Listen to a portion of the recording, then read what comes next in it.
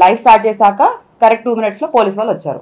అమ్మయ్య అనుకున్నా, ఏదో ఒక రే ఆఫ్ హోప్, అట్లీస్ట్ ఇది క్లోజ్ అయినా అవుతుంది, ముందైనా వెళ్తుంది, లేకపోతే రేపైనా సాల్వ్ చేస్తాము దీన్ని అన్నట్టు ఒక హోప్ వచ్చింది.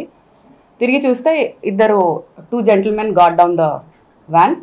So I was highly disappointed because there was no lady police. Lady police పెట్రోలింగ్లో ఉండరా చేయరా నాకు ఇప్పుడు కూడా తెలీదు. ఉంటే బాగుండు అని నా ఫీలింగ్.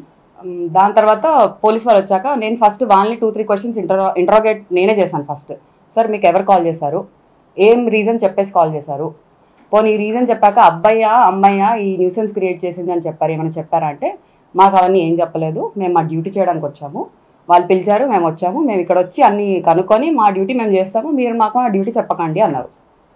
పర్ఫెక్ట్. నా సైడ్ నుంచి నేను స్టోరీ మొత్తం మళ్ళీ క్లియర్గా ఎక్స్ప్లెయిన్ చేశాను పోలీస్ వాళ్ళకి. వాళ్ళు అక్కడ చేసిన సోకాల్డ్ హంగామాలో 17 members చేసిన హంగామాలో ఈ పోలీస్ వాళ్ళు 2 ఉన్నారు.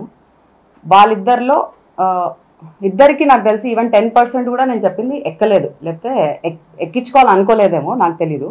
సో నేను లైవ్ చేసి వాళ్ళ వైపు ఫోన్ పెడుతుంటే వాళ్ళు లైవ్ చేసి నా మీద ఫోన్ పెడుతున్నారు. అంటే టెక్నాలజీతో నన్ను అరెస్ట్ చేద్దాం అనుకుంటున్నారా? అంటే నా మీద లైవ్ పెట్టడానికి అర్థం ఏంటి నాకు ఇంకా అర్థం కాలేదు.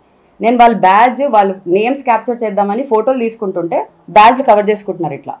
అంటే అంత డిస్రెస్పెక్ట్ఫుల్ జాబ్ చేస్తున్నారా మీరు, మీ పేరే దాచుకునేంత?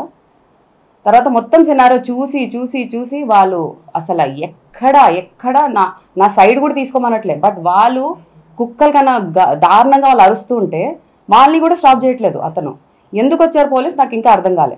అంటే ఒక వేరే మినిమం 2000 కూడా వసూలు చేయలేకపోయారు పోలీసు, నా దగ్గర నుంచి కాదు, ఇలాంటి ఎక్కడ ఉన్న చైనా వాళ్ళు వసూలు చేయలేరు, ఎందుకంటే వాళ్ళు అమ్ముకుపోయారు.